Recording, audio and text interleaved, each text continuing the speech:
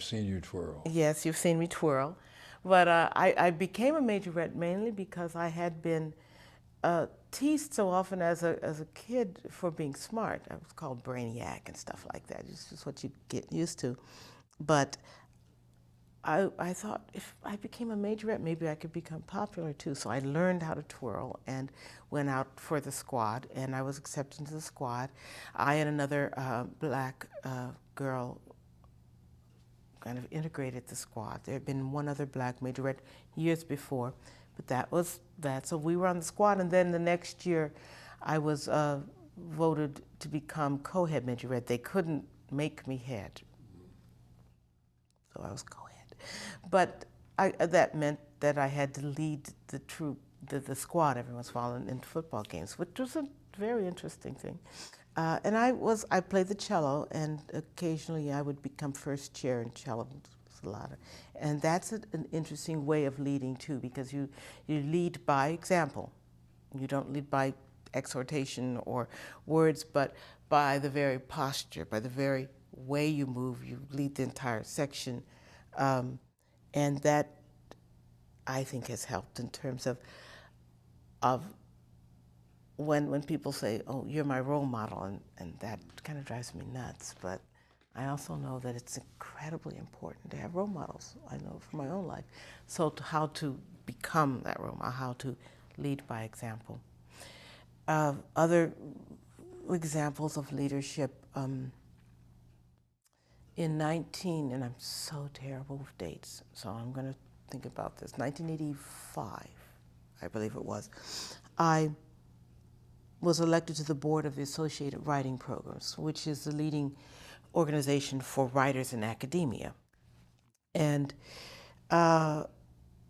it was a learning experience. I went to my first board meeting, and another board member took out a calculator to figure out the deficit, and we're all poets, calculators, please. And his response, he was an editor of a magazine, was that you gotta balance the books. You know, you can't go anywhere even as a poet. So I learned to use a calculator at that time. The next year, we had terrible deficits due to improprieties, let's say, in the administration, in the administrative staff, because these poets did not know how to use calculators. That's why we had this problem. And long story short, the rest of the board, no one wanted to be president. And so they tried to elect me because they figured, well, put it on the youngest member. And I remember thinking to myself, I said, I can't be president. I don't know how to lead anybody. And I said, I have to call my husband. So because I went into another room where the phone was. This room, it was at a hotel, but this room was the room where the executive actually was supposed to be.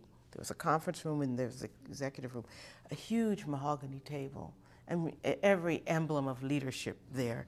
And I had to sit behind this desk to call my husband to tell him the horrific news that I might become president of an organization that was about to go down the tubes financially. And as I sat behind him, I called him, and Fred said, oh my God. And then I stopped and I said, I'm going to do this. Because there are ways to do this. Someone has to do it, and I'm going to do it. And so I squared my shoulders and went back out there, said I will be president, and, you know, did the necessary firing of the people who were, you know, skimming. And we pulled it back up. We pulled the whole organization out of the dump. So that was, and I remember thinking of my father at that moment with his index cards, and saying, and realizing that I was 150% ready, even though I was shy. You just do it. A moment ago, before this train of thought, you said you were a reluctant leader. Then you immediately went to two episodes in high school where you, in effect, volunteered for leadership.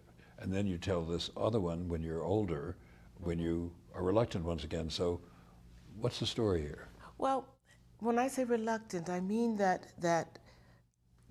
my natural inclination is to just sit in the background because I am shy. But I also had the examples of a father who was shy, who just went ahead because he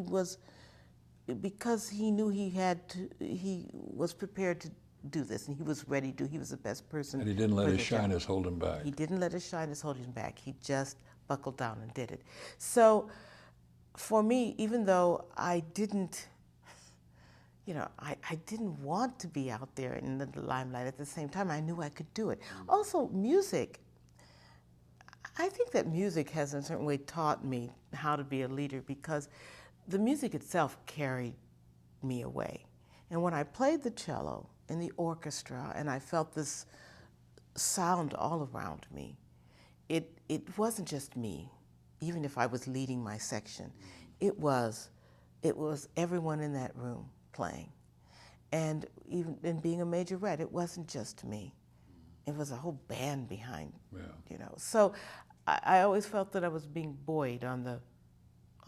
And I was terrified every time. But you did it. I did it.